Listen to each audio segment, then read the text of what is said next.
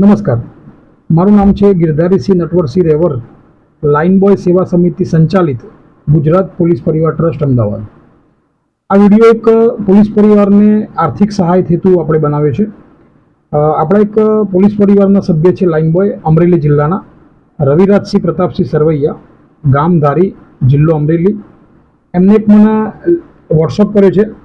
હું કાગળ તમને લેટર વાંચીને સંભળાવું છું.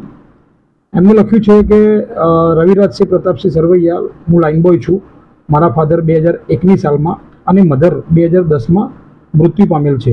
હાલમાં હું અને મારી પત્ની બંને અમે ધારી રહીએ છીએ. તારીખ 17/3/2024ના રોજ, રવિવારના રોજ સાંજે 7:30 અમારું એક્સિડન્ટ થયેલું હતું, જેમાં સામે રિક્ષા હતી અને હું અને મારી પત્ની બાઇક પર હતા. અમારા બંને વચ્ચે ભયંકર અકસ્માત થતાં મને અને મારી પત્નીને ગંભીર ઈજાઓ થઈ હતી. અમે તાત્કાલિક સારવાર માટે અમને રાજકોટ ગોકુલ હોસ્પિટલ લઈને આવ્યા હતા.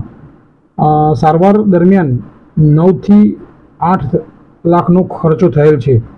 ત્યારબાદ 20થી 22 દિવસ પછી મને અમદાવાદ સિવિલ હોસ્પિટલ લઈ ગયા હતા અને ત્યાં મને જમણો પગ કટિંગ કરવામાં આવ્યો છે, કાપવામાં આવ્યો છે અને એક હાથે ફ્રેક્ચર છે.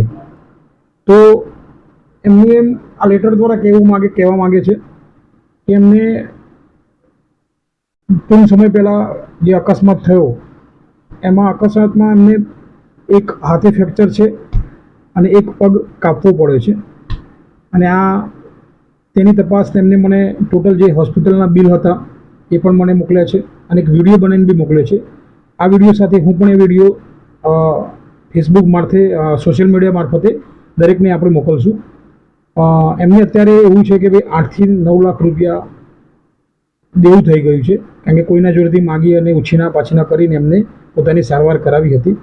જ્યારે પ્રાઇવેટ હોસ્પિટલમાં ખર્ચો બહુ હતો એટલા માટે એમને સિવિલ ખાતે સારવાર કરાવી, પણ ત્યાં એમને આવું બન્યું છે. એક પગ કટિંગ કરાવવો પડે છે અને એક હાથમાં ફ્રેક્ચર છે.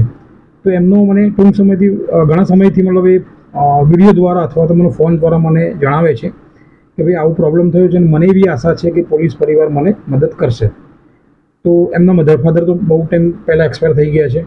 અત્યારે એમને કહેવું છે કે મને જે દેવું છે એ હું ઉતારી શકું, બાકી મારું જીવન તો હું મારી રીતે નાની મોટી નોકરી કરી અને ગમે તે કરીને હું ગુજારીશ. અને અત્યારે એનું દેવું છે એ એમને પૂરું કરવું છે. તો આપણી લાઇન બોય સેવા સમિતિ ટ્રસ્ટ જે આપણે ચલાવી રહ્યા છીએ, જેમ કે ટૂંક સમય પહેલાં આપણે મિત્તલબેન ગોંડલિયા હતું, એમને પણ આપણે આર્થિક સહાય માટે મદદ કરી હતી. એ સિવાય પહેલાં ગાંધીનગરમાં પણ એક બનાવ બન્યો હતો, એમાં પણ આપણે આર્થિક સહાય માટે લોકોને રિક્વેસ્ટ કરી હતી.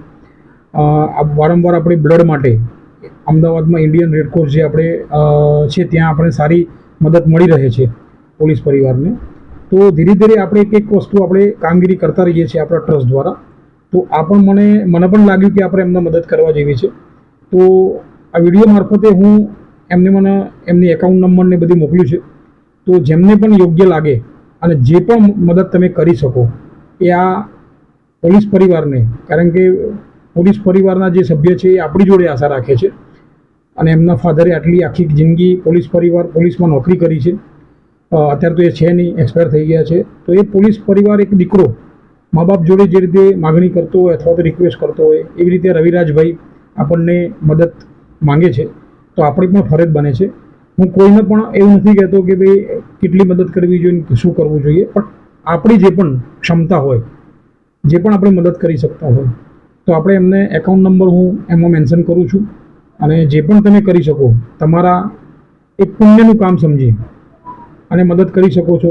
બાકી જો કોઈ અમરેલી જઈ અને હું એમનો મોબાઈલ નંબર પણ મેન્શન કરું છું, જો એમને ફોન કરવો હોય અથવા તો એમને મળવા જવું હોય તો જાતે જઈ શકે છે.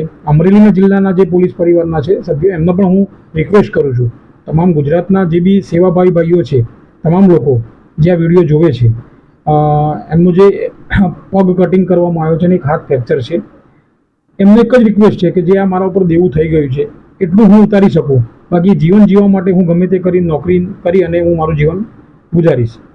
તો રિક્વેસ્ટ છે આપણા પોલીસ પરિવારના સભ્યો જે બી સાથે મળીને આપણે એને આર્થિક સહાય કરી શકીએ તો કરશું.